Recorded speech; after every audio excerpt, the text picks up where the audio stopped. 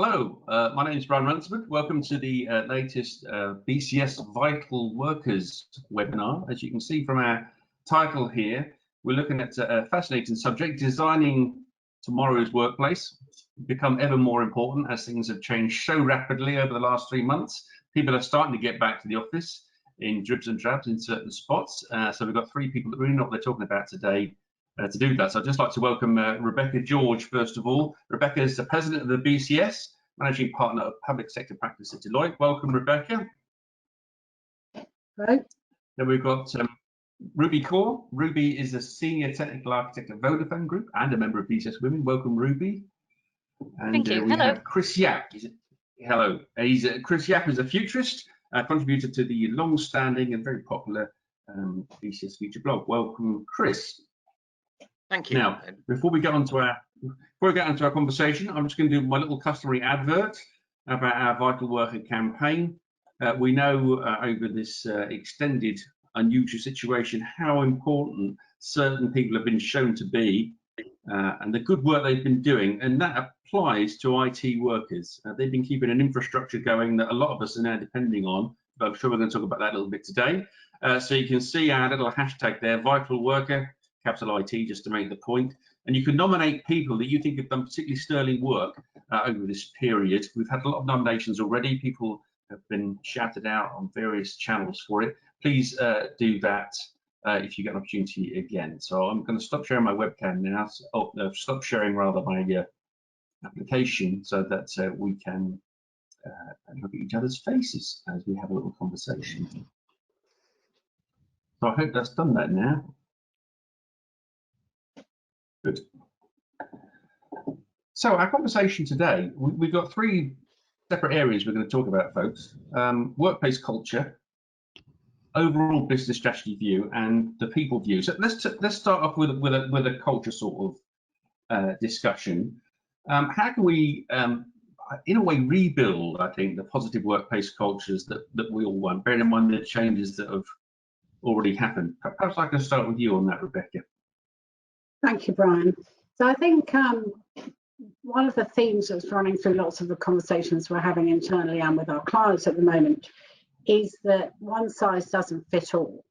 So as we look forward to whatever the new normal is going to look like in the future, I think we need to be quite nuanced in our approach, and even, dare I say it, maybe personalised.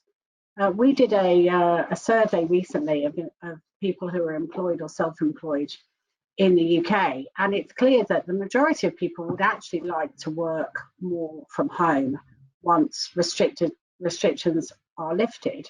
However, there's a significant proportion of the population who say that lockdown has had a negative effect on their well-being.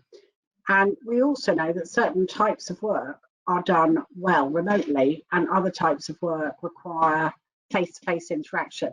So I think thinking through culture, we need to be thinking about a nuanced and personalised approach, adapted and fairly flexible, in fact, to individuals' own needs, which themselves will change over time.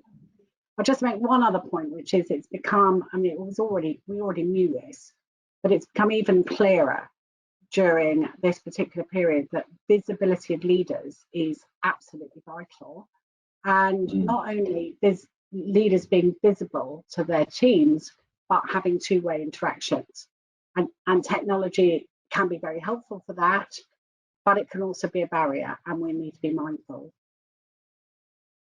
That's interesting. Thank you. Chris, what's your take on that? You've obviously been writing about how things might progress in the future. So this was an unusual situation. What's your view now on this cultural element as we try and get back to some sort of normal? Well, I think that that there are a number of issues I think that often get overlooked at this stage of rebuilding that I think are important towards getting towards a stable medium term. The first is the state of rural broadband. I now can work from home, but until 2 years ago I couldn't. I still don't have reliable 4G. If I was moving around Shropshire for work, it would be very difficult to work remotely if I was reliant on the 4G network. So I think we have to think about some of the infrastructure issues. But I agree with what Rebecca was saying about the nuancing of this. And one specific thing is looking at what can and cannot be done in the office environment. So, for instance, in regulated industries, one of the big problems with remote working is actually it makes compliance far harder if you are outside. So I think there's a massive challenge to cybersecurity. I mean, I was involved 20 years ago with trying to work out how to get civil servants laptops so they could work from home, with all of the problems about policy workers being able to take photocopies, so being able to take photographs of their screens and not being kept. So, you know, these sorts of issues are not going to go away. So I think individual functions are going to be problematic. So it's not just, I think, size of firm. There are some things that I think are potentially very interesting also from a culture side. I think it's going to be far harder to bully people as we move. I think we've had 50 years evidence of distance working and about how you manage remote workers. I mean, contract programming services was in the early 70s doing work in this area. FI, Zansa, you know, you can go through it. There's a lot of work being done on the sociology of distance work over 40 years. And so I think that we should be thinking very clearly about the kind of people who can manage people when they are not present. And my experience is the kind of manager who can successfully keep a team working together when they don't have the physical presence is a very different animal to the sort of person who can command charisma in the office. Interesting. So, Ruby, you work in a technology-led organization, huge one. What's your view on the cultural side? Yes, indeed. What we're seeing is, I think we're already witnessing a huge cultural shift due to COVID-19. You know, we've gone from a situation where yesterday, you know, we were all in offices, we're all bound, tethered to our desks, more or less. There were bits of flexible working, but now we've come out of that, you know, and overnight practically, we've had to go into a position where, you know, those digital tools have had to support us. You know, we've more or less debunked a lot of myths. You know, we were told that we would not increase productivity, we could not be trusted, trust was always going to be an issue, the ability to be able to work remotely could be a problem for some people, and more or less overnight we've more or less debunked a majority of those myths. Okay, those have come to pass because we've also embraced a digital culture. And what we've seen is companies that were already working in a digital workspace could easily adapt to this new way, this new norm of working from home. Now, I pick up on some of the points that have already been made, especially for the points about, you know, home working isn't for everyone. We may supply the tools, we may be able to get over those issues of trust and presenteeism now, but there are a lot of people, I've spoken with a lot of people in my own company, that, you know, well-being starts to suffer. People start to have mental health problems. And also what we also saw, this was another point I'll pick up on that was made, that communication was absolutely vital, you know, with your managers, with the rest of your team. And there are tools that allow that to happen. Modern day workplace tools are allowing better well-being activity. There are all sorts of little apps we can put on our mobile phones that allow us to be a lot more interactive, with virtual coffee mornings, with the ability to look at, you know, are you looking after your mental health? There's apps like Headspace, like Thrive, like Silverline. There are a whole plethora of apps that are out there. And I think because we've had to go into this digital way of working, we're starting now to pick up on those more modern ways of working now as well. But, you know, managers have seen that employees can work from home, they can do that, but they also need support. So there's also the question of reskilling, you know, more digital skill learning. Every organization should be a learning organization. We don't just stop still. We don't just, you know, say we understand how things work. Remote management, how to manage people remotely is also important. but it's a two-way thing. For example, we work with lots of tools that allow your own schedules, you know, to put your own schedules together, to talk with your managers, to say, I can't do a 9 till 5 anymore. I've got children, I've got homeschooling. And what we'll probably come out to talk about later on is all about the behaviors now. You know, how about we're now starting to put new business models together, new social contract is being born out of this, because no longer are we employees and an employer. We're blending our work life with our home life now, and that is really something new that will come out of this. And COVID-19 is not over by any stretch of the imagination. There is still going to be fear, there is still going to be anxiety when people start to go back into the office. We're oscillating towards a new normal. That new normal hasn't arrived yet. We're working towards it, and digital tools will assist us to do that. That's very interesting. So that increased collaboration has become evident in certain places, hasn't it? Maybe in the sorts of roles that IT people tend to do, or media folks like myself tend to do. But how's that going to affect then the way that organizational strategy evolves? How's that going to impact the other way? I mean, that's that second area of discussion here, the strategy view, the business continuity issues, for example, because that's been brought to the fore as well, hasn't it? Can I come to you on that, Rebecca, how strategy is going to be affected or should be affected by these changes? So I think, I mean, picking up on Ruby's point there, we're not at our new normal yet. And so No. one of the challenges for us as we think about our business strategy is what assumptions and scenarios we can play with at the moment, and how quickly we're going to, and how agilely we're going to have to be moving forward. And again, you know, I'll go back to my previous point. It's not a one size fits all, because for many businesses, either all or parts of their business cannot be done remotely. And they may have to make decisions about, do we keep all our back office staff remote while all our front office people have to be present where they're working, whether it's transport, hospitality, care workers, agriculture, you know, or are we gonna snap back? And one of the things I think we're thinking from a strategy point of view is, how can we take what is good and positive about this situation and leverage that and learn from that, and not just go back to everything the way it was before, losing the advantages of the changes that we've been able to make. So we're thinking at the moment primarily in terms of our business strategy, in terms of workforce and workplace.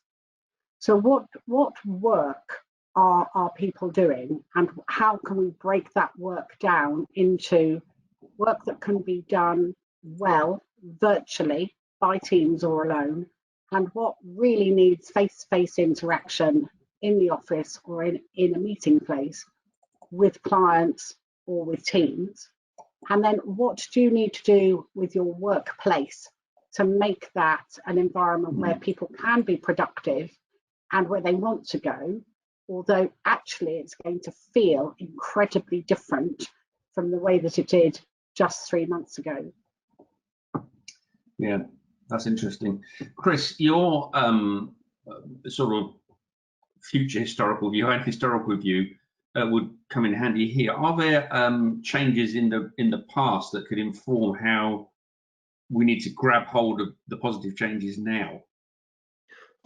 I think that the we have a lot of evidence about highly innovative organisations and how they have risen. You know, we've seen lots of companies who've been dominant who've fallen over in crises. We've seen organisations that have emerged during crises. I mean, there's a very long history of company formation at this point of the economic cycle being able to take out much bigger and older companies because they're fleets of foot and the business models of the old. So I think, in a sense, what I would be doing is thinking about how you would get a startup mentality into a large organization, because those are the ones who've reinvented themselves and survived in past crises. So I think it's that sort of small team with diverse input, diverse thinking, And of course, the other side here is that it means you, unlike previous ones, one of the great advantages of the digital infrastructure is that we can have non-exec directors not present. We can use the technology to bring in expertise from outside in a virtual way. So we don't have to be, it's not just our staff don't have to be present, our advisors don't. But I go back to saying that I fundamentally behave like a startup and think about how you use that kind of energy to be able to take a bigger organization and change it. And that means that the small team that's doing that thinking has to be able to do everybody else's jobs, because that's what happens in startups. Interesting. What's your take on that? Can you get a startup mentality in an organisation of your size, Ruby? I definitely think we can. I do. You know, the office of the future, you know, with my own thinking about this, given, you know, imagine the scenario. We've seen already that many big tech companies are saying, and even Gartner models are telling us that, you know, even in 5-6 years time, we're never going to get full capacity of our office space in big campuses again. You know, there are going to be at least 30 to 40% of people who will work remotely flexibly, okay, and never come back to the office. You know, every now and again it's important to go to the office, but they won't work. So the evidence is telling us the new normal, the new settled normal will be that there's going to be huge office space now, okay, in large campuses. So the idea is, then why can you not bring those small startups to work alongside large corporates? The space is there, the ideas will flow, we'll be a lot more innovative, we'll be a lot more creative, and we do that, but we place organizations in silos where startups work away from them. If we're co-located in some way or another in these, what we could now call corporate digital hubs, you know, that really could have this wonderful osmosis effect with smaller startup mentalities. Just going back to the point about business strategy, where the question was posed.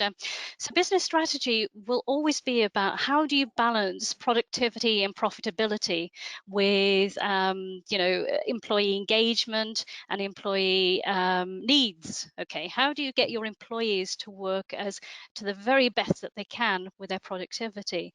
And that then questions things like, you know, all business strategies have this idea of location strategy. Where are your employees going to be based? Where are you going to have your hubs? Now, a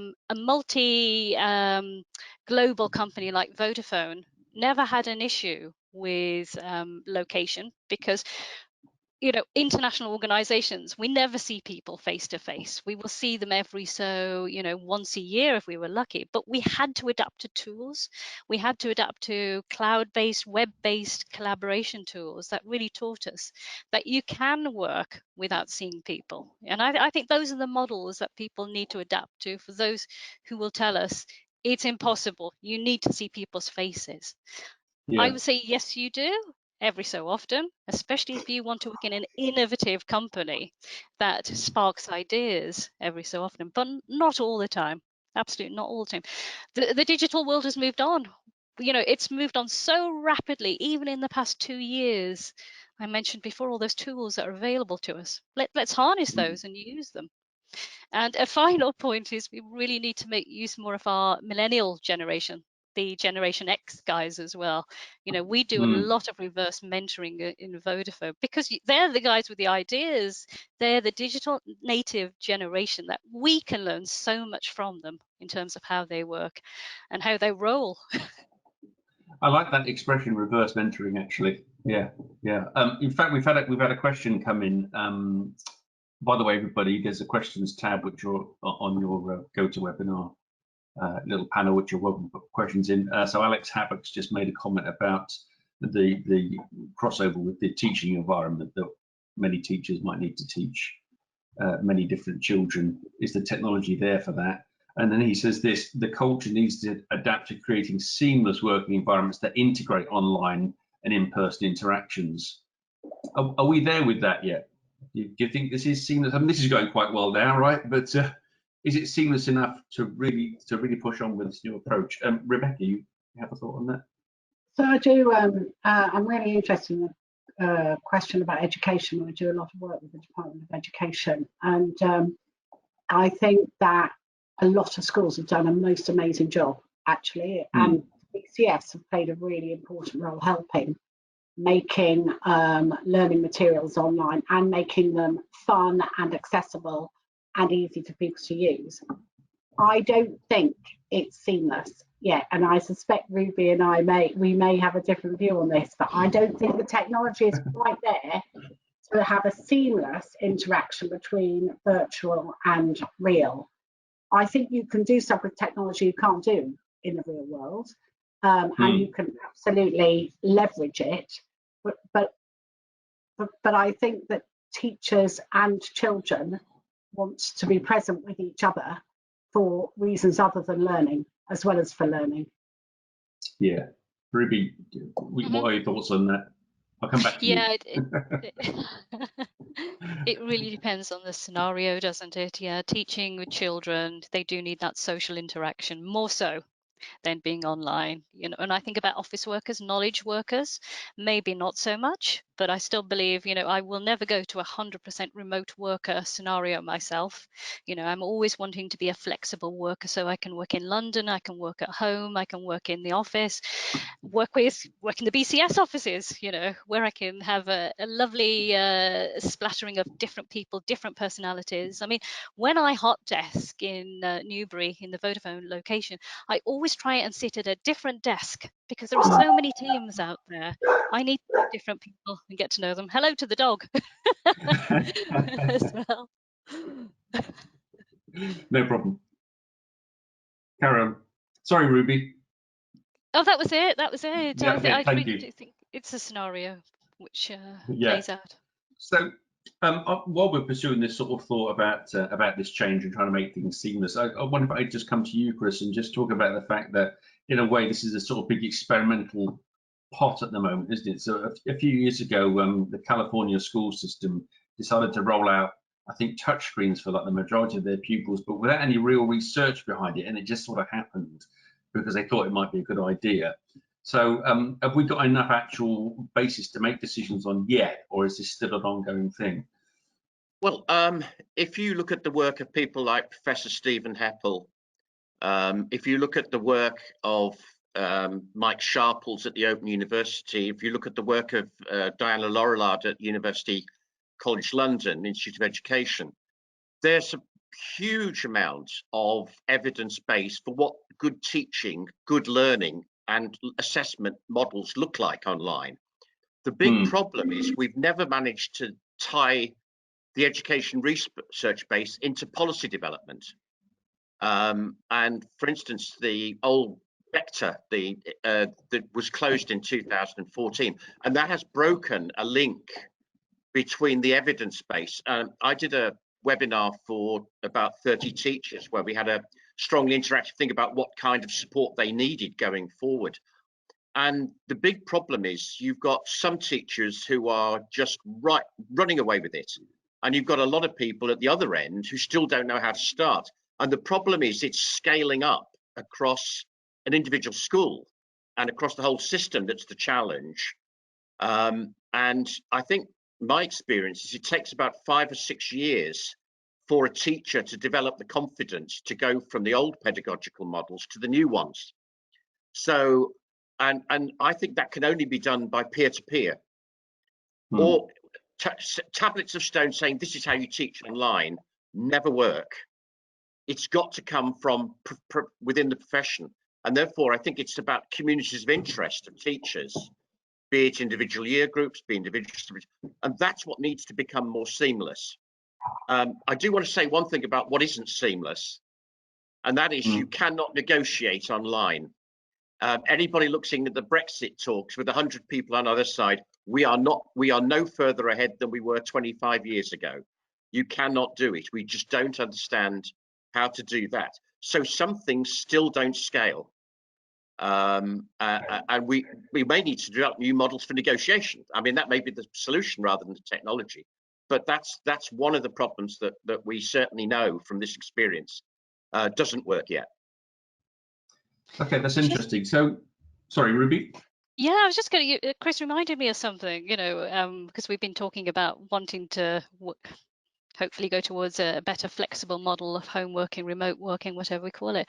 And it was, I think it was a week ago when Parliament decided that Zoom wasn't for them anymore. This idea of remote working just did not work, and they just had to get back into Parliament, back into the House of Commons, back into vote again.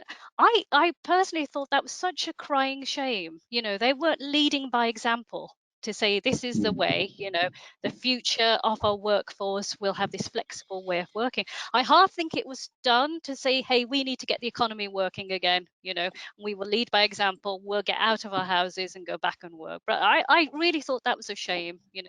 Politicians didn't lead by example. Thank you. Absolutely. Okay, interesting point of view. Of course, we're completely apolitical as an organisation, BCS, so I'm not going to make any humorous remarks, just in case, I wonder if we could just talk about the way this is going to affect digital transformation. So, it's been a painful process for a lot of organisations. I know Rebecca will have views on this, particularly in the public sector area. This is going to perhaps change the approach that people take, isn't it, Rebecca? Yeah, so digital transformation has been with us for 20, 30 years. I mean, it's here to stay. And many global organisations, Rubi will be very familiar with this, are used to doing big digital transformation projects with huge international teams who never see each other, and they manage perfectly well to do their digital transformation remotely. And we have excellent examples in our UK government today of very, very big transformation programs working with development teams in, for example, India or other offshore centres, also doing the same thing. So I think it was Chris that said earlier, everything's on a spectrum, isn't it? We have public sector clients who are really good at doing long-term digital transformation, long-term programs in pretty remote or virtual situations. But we have others who have really never done it and are suddenly finding that they're in a scenario where from being entirely present, they're entirely remote. And so there are some really good, there's some really good tools and techniques, methodologies around. But it comes back to, I think, it comes back to that leadership point that was made earlier. You have to have managers and leaders who really understand the work that needs to be done, the people who are doing the work, and then how to optimize the technology to enable people to be as productive as they possibly can in each of their work modules. So, whatever technology you're using, there are breakout rooms, there are whiteboards, there are ways of getting teams to interact with each other. And I think it's quite likely that most digital transformation programs can be done long-term remotely if they have to be. Having said that, I just want to add one other point on the negotiation side of things. Any digital transformation is an ongoing negotiation between the end users and the IT organisation delivering it, and they may be blended teams.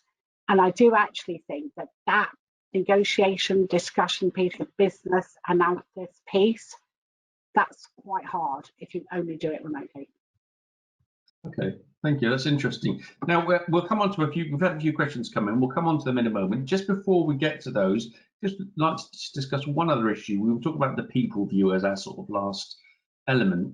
And I was thinking back to the last real life meeting I had before this lockdown, which was a workshop that IBM put together for looking at ways of perhaps helping with coercive control that's done via technology. It was really interesting. And obviously we sparked off each other because we were all in the same room. That is definitely part of it. So I just wanted to ask the panel, what do you think about how we can keep our sort of innovative spark when we're not quite able to do it in the same way? Because I don't feel quite as creative in these scenarios. Chris, can I come to you on that question? Well, I think, the old water cooler moments where two people accidentally bump into each other and start talking about the sparks. I almost think that we could probably do with a sort of like taking something like the dating models for online and thinking about how you would do, you know, getting people from across the organization to have 30 seconds with people and then just decide whether to swipe left or right and build teams. I think it's about precipitating accidents, in my experience. Most innovations come from two people who don't sit in the same silo, talking and discovering they've got something in common. That you've got to find a way of doing online, and there are platforms that can help in that way. But that's what I think. Look at dating, because I think the human factors element of this is going to be the single biggest challenge. Yeah, I agree. Ruby, what's your view on that? Don't talk about online dating, but you know. I have never used them, so I can't comment. And I think it's a great analogy to this. I really do. And Chris is right. There are one or two. I have not used them myself, but there are one or two water cooler applications that have been developed. There are one or two out there. I mean, even just general discussion boards where people just throw out just rubbish, you know, can often spark ideas as well. And I know when I used to work at BT, we had a very we're going back 20 years now. We had a very primitive discussion board. And, you know, people would talk about what they've ate for dinner, what they're doing, etc., etc. And out of that, amazingly, people would come together and collaborate and meet up later on, and that was done online. So I think that's going back 20 years. And of course, we went to better tools, better UI tools. I mean, this was very much a, you know, text-based service that we had at BT. But I still think, yes, you do need face-to-face at sometimes. You do need those just bumped into people on the way to the ladies' loos kind of moments, or the water cooler moment. Because, you know, it will really assist. It will really add to the extra ingredient for innovation. But having said that, I talked about this on the last webinar we had about how I do a lot of work-life blend. I don't have a 9 till 5. I blend my life around my work. And I really do find, and I might have used this example before, that even when I go out to the garden for a breath of fresh air, I'm trying to find innovation from there. You know, looking at the animal kingdom, how do they approach problems? I'm a solution designer, so I have to look at outside influences. I have to do things differently. And I think having that kind of work-life blend has assisted me, certainly, as a technical architect and as a solution designer. And that's because I don't like to work in stovepipes. You know, I like to blend my life more. So I think we can, you know, kind of a mindset thing. Maybe we will change and be able to substitute those moments where we can't have that interaction together. Thank you. Sorry, carry on, Ruby. Yeah, just a final point. Rebecca talked about international teams and how they don't see each other and how they're able to do those big transformation programs. What I also find, forgive me, I'm quite late in my life for discovering this, that cultural enrichment is so important as well. Working with people from different cultures, different backgrounds, different points of view also are great sparkers for innovation as well. So really working in diverse teams, you know, that's one of the best ways to how innovation can actually be propagated. And we really do learn so much more when we're more innovative with innovative, diverse teams. Lovely. Now, we've had some specific questions in, so I'm going to put the first one to Rebecca, if that's all right with you, Rebecca. We've had a little remark here. IT teams and leadership have done an amazing job facilitating the shift to this mass scale home working. What about the idea of working from anywhere? Is that the next logical idea? Is that achievable? You know, because obviously I'm sat here thinking, well, I've been in the office for 10 weeks. Maybe I could just pop over and live in Italy and work from there. So I think this is really a really interesting point, and there are a couple of dimensions to it. I have wondered whether anybody would notice where I was working over the next few months. I must say, I could take a picture of my backdrop, couldn't I? And I could just be anywhere. And I think that for many people that might well be a possibility. Although Chris did say something very important at the beginning, which is you do have to have decent Wi-Fi and decent broadband to make that work. Yes. I also think there's a couple of other ideas that are being bandied around at the moment. One is, and Ruby touched on this, but when she talked about corporate digital hubs, but there's more conversation happening about having places to go to work, which might be your own company or organisation's office, a place that you can actually maybe locally go to a work environment, maybe go to a working environment and meet the same people on a regular basis, because an awful lot of working from an office is about that social interaction. And in the public sector, potentially there's opportunity for people to go to their nearest public sector office as opposed to the public sector office which is part of their home organisation, at least from time to time. So right back to the beginning of the where I said it's about nuance and personalisation, because I think that, you know, I think individuals will want different things.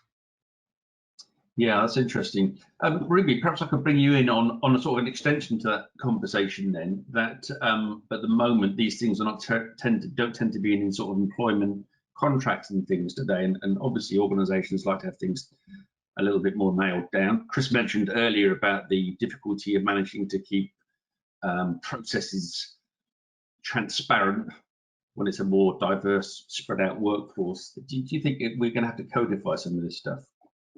Yeah, I definitely think we will. We definitely will. We touched on the idea of this social contract that employers have got to be cognizant of the fact that we're going to need more well-being support. You know, it's got to be part of how we work now. People will have mental health issues. We've got to be aware of those sorts of things, and also we're going to have a lot of home working. So contractually, this is what I hear from some companies, that they will turn a lot of their contracts into home working contracts, that they won't be purely office based anymore. And that, of course, that will free up the space in the campuses, especially in large campuses. So that will start to happen.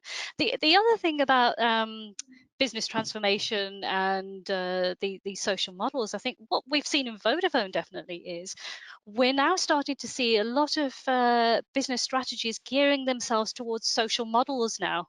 You know, how can we transform our business to help society? You know, before, of course, it was profitability, it was productivity, but now because of COVID-19, because of that human nature where we've seen people have to come out and start producing ventilators, they're really starting to saying, what can we do to assist humanity? What can we do to, you know, for societal benefit now? And Vodafone has been doing, you know, its part with looking at data science, to be looking at how we can assist in the COVID-19 and the tracing apps as well. It's been doing a bit of work there with the government. So, you know, people are starting to, yes, change their social contracts with their employees, but also at the same time, there's going to be this transformation of what the values that the company actually stands for now. You know, it's not purely going to be profitability, it's also got to be a social model as well, you know, for societal benefit. I mean, that's an interesting point you make. Obviously, BCS, this is what we're all about. The benefiting society is like our little motto, really, and it's encoded in our role charter as well. Chris, do you think that even in this last week, when we've seen this massive increase in awareness of the Black Lives Matter movement, for example, that this is going to be actually crucial, that companies show that they're demonstrating a measure of conscience about what they do? I genuinely think that this is a historical turning point. I think once you've got people angry, scared, frightened, it could go very badly wrong, or it could go very well. And the chances are we'll probably get a mixture of both. I think some companies that have behaved pretty abominably may well find that their reputations don't recover. So I think the social models are going to be very important. And I think there are some things I think it's worth looking at, particularly in regard to international aspects of this. Back in 1995, I went to a conference in Spain to talk about why distance working wasn't taking off in Spain where it was in others. And we came to the conclusion it was Catholicism. You didn't bring worm home. If you live in a country, where you have 3 generations under the same roof, it may not be possible to work at home.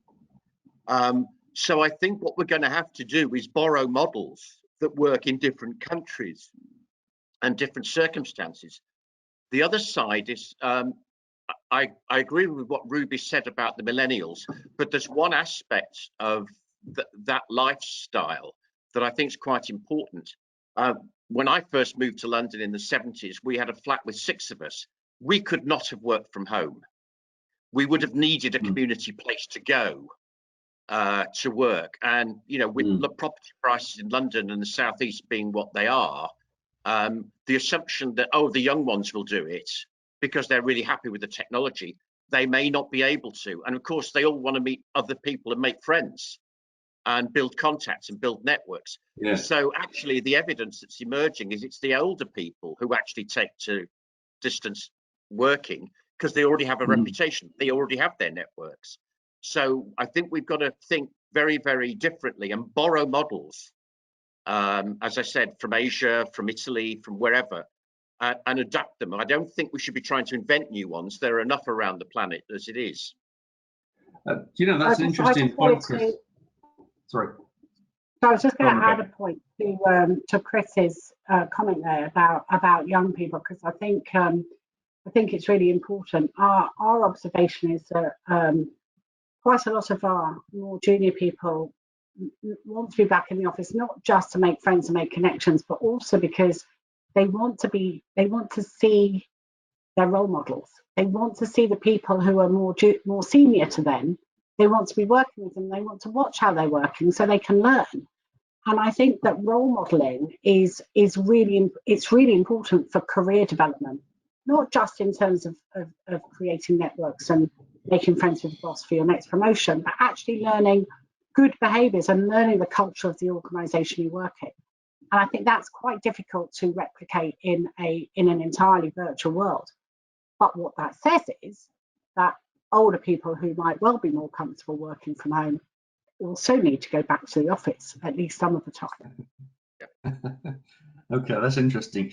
In fact, what you're saying there is just trying rather nicely with some other points we've had just come in from some of the listeners. Colin has just said to me, said on the chat here that remote working and making it work is about an emotional need that humans have. So we need flexibility to make it partly physical as well.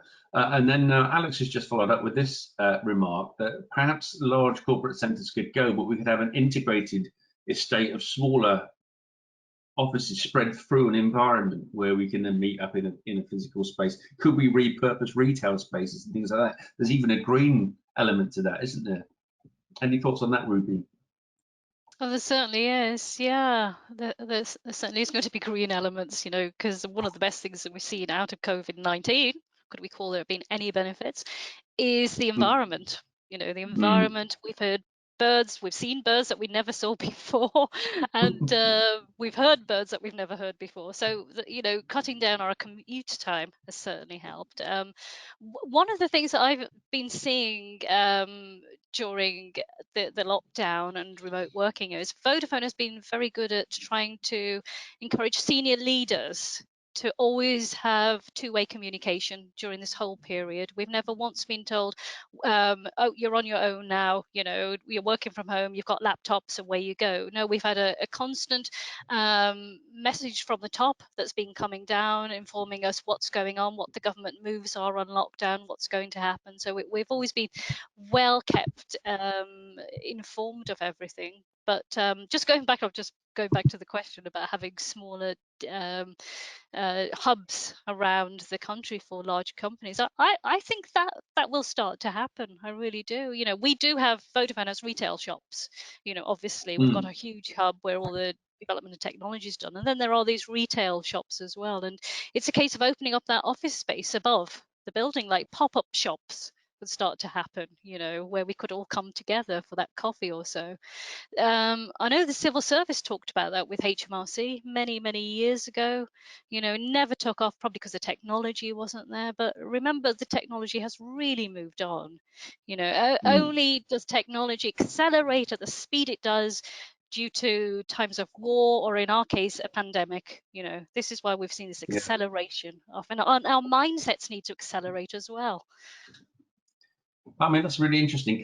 I'm going to bring us to an end shortly because we'd like to do 45 minutes. We're at 46, but that's because it's been such an interesting chat. I'm going to just read one last comment we've had, and then I'd just like to ask each of you if there's just one or two things that you feel we should definitely hold on to from this enforced change. So I'm just going to read this comment first from Alan Rowley. Thank you for this, Alan. The digital experience of video conferencing is very singular and does not work well with a flowing conversation. As even with this excellent webinar, thank you very much, it is very much a turn-on, sort of turn-off experience. Is the technology really as good as we are saying? Oh, we're adjusting our expectations to meet the tech. We're adjusting our expectations. I think that's an interesting point. We won't pick it up. We'll leave that perhaps for another time. But can I come back to each of you and just ask one or two things that you think we really need to hold on to from the enforced change that we've had? Can I start with you, Rebecca? So I'm going to start in a place where you might not expect me to, which is around community. I think one of the really uplifting things about this whole period has been how communities of people have come together to support each other and actively help each other. And I think there's something around community and collaboration.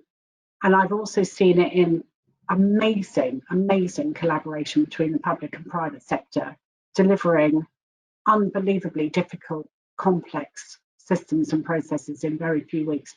So what I really hope is that we hold on to those twins of community and collaboration going forward. Lovely thought, thank you. Chris?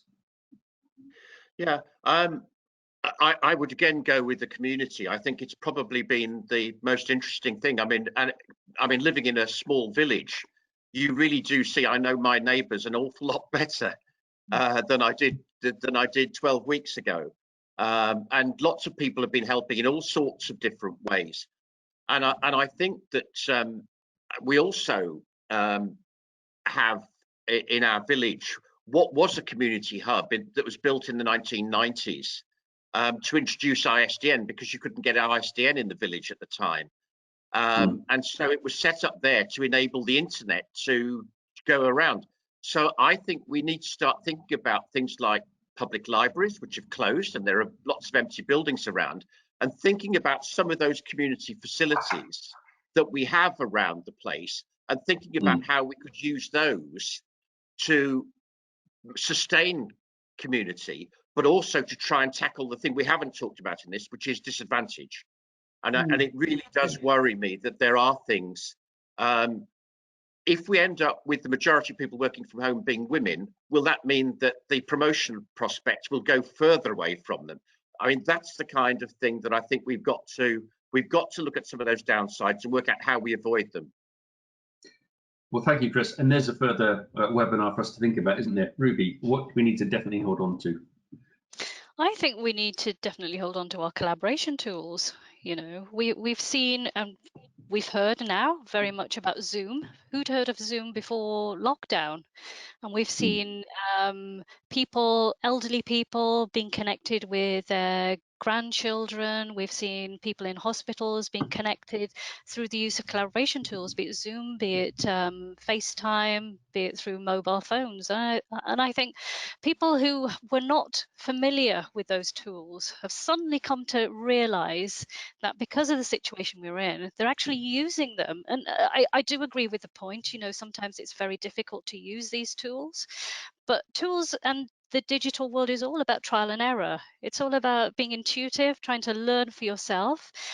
On the last webinar we did, we talked about remote working, and we talked about the certain skills that the physical world transposed into the virtual world has to learn. We have to be animated, we have to talk in a different way, you know, we can't just assume I was in the office and now I'm the same person at home. You know, when I talk on camera, it has to be totally, well, not totally different, but some nuances have to be there as well. So I think we have to learn those skills. We can't assume that they will always work. They will work and they won't work. It's up to us to learn and, embrace the new technology. So collaboration tools, I think for us, for me personally, has been one of those huge winners out of COVID-19. Great. Well, look, it's been a fascinating chat. We've gone a bit longer than we normally do, but that's because there's been so much good stuff. So it's been terrific. We're going to do a write-up of this, which you'll see on the BCS website probably next week. Look out for that. We'll have more webinars in this series, and the disadvantage angle might be the one that we look at in the very near future. But for now, can I say thank you very much, Rebecca? Thank you, Chris. Thank you, Ruby, and thank you to the audience and for your questions as well. And that brings our podcast, our webinar to a completion. Thank you. Yes, Thank you. Bye. Bye. Cheerio. Bye.